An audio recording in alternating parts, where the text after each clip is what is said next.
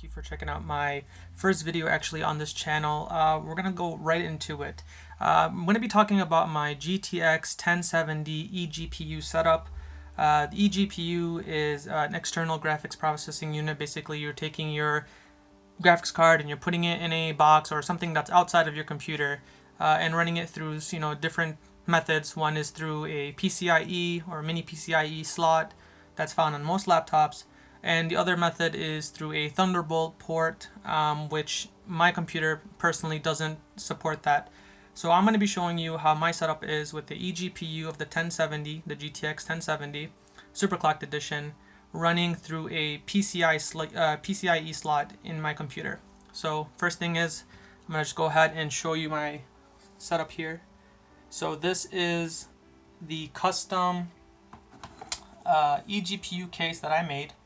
Inside of it is going to be the GTX 1070. It's really hard to see, but just so you know that I'm actually running the GTX 1070. And yeah, this is a case that I've been working on for a few months actually. I got well, I'm not going to go into the case design or anything like that, but this is just, I want to show you this is what I'm working with. And what's happening right now is the inside of it is going to be an adapter, which is basically going to take that 16x PCIe slot that your graphics card attaches to, and it connects to my computer. My computer is a Brix Pro i5. I will put a real quick picture up on the screen for you guys so you know what I'm talking about. It's a mini PC that's running a Intel Core i5 processor, the 4570R, which is a desktop grade processor. And of course it has 16 gigabytes of RAM. You know what, let me actually just put up CPU ID and we can go through that together real quickly. And as you can see, the Intel i5 4570R, 16 gigabytes of RAM, and then the graphics will be the GTX 1070 8 gigabyte Superclocked Edition. So my first video, well, this is just showing you that it's running really cool, 56 degrees Celsius and right now. And if you just go back quickly to the design of the box, I made it so that it's very well ventilated and I don't have to worry about it overheating. So that is a nice thing. And so what I'm going to do right now, I'm going to test out Unigine Valley and give you guys a benchmark to see how it performs. There is a bottleneck, I will just tell you that up front. The reason is because that the PCIe slot is a version 1, and most graphics cards, to get the full performance, you probably need the newest version, which is PCIe 3.0, which has a much higher rate of transfer of data between the graphics card and your motherboard.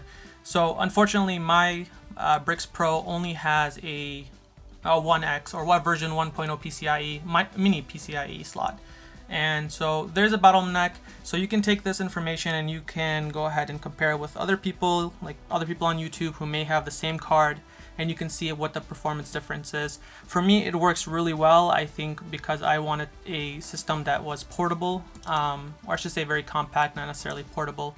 So it works in my case, but I will stop right there and I will just go ahead and start the Unigine Valley. So it's going to be running everything on extreme, 8x anti-aliasing, 1080p, full screen, everything on ultra.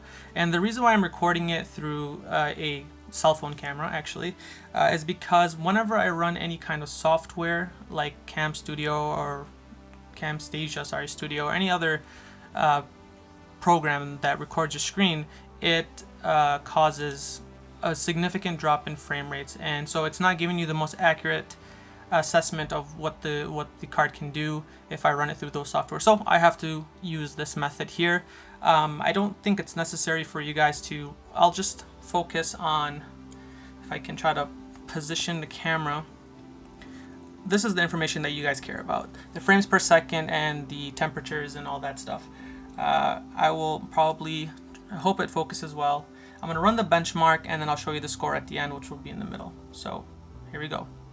And I will speed this up just so it's not very mundane.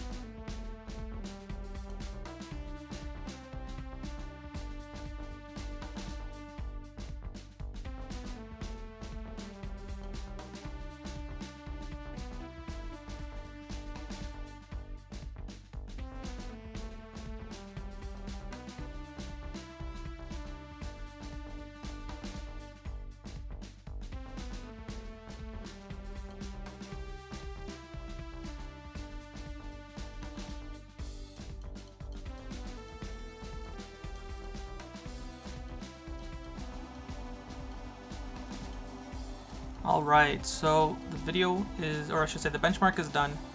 So you can see that we average about 66 frames a second. The score is 2,776. Max FPS would be 136 basically, with a minimum of 26. So these scores, and also the temperature didn't go above 71 degrees, I think. So I think for an eGPU, I'm not utilizing all the horsepower that the GTX 1070 has. The reason I bought this card is because if I ever do change from the Brix Pro, I will probably build my own PC in the future, and I thought that the 1070 would be a great card to have for the future. So it's kind of future-proof, but maybe not really. Technology is always being obsolete very quickly. But if I, rig it up into SLI, it would probably, do really well. So yeah, but it's a little bit, I think, bottlenecked here, but I think it does really well. So if you guys enjoyed this video and have any questions, do let me know in the comments below. I'm more than willing to help people with questions about their eGPU or how to set it up or whatnot. So thank you guys for watching. Until next time, I'm signing off.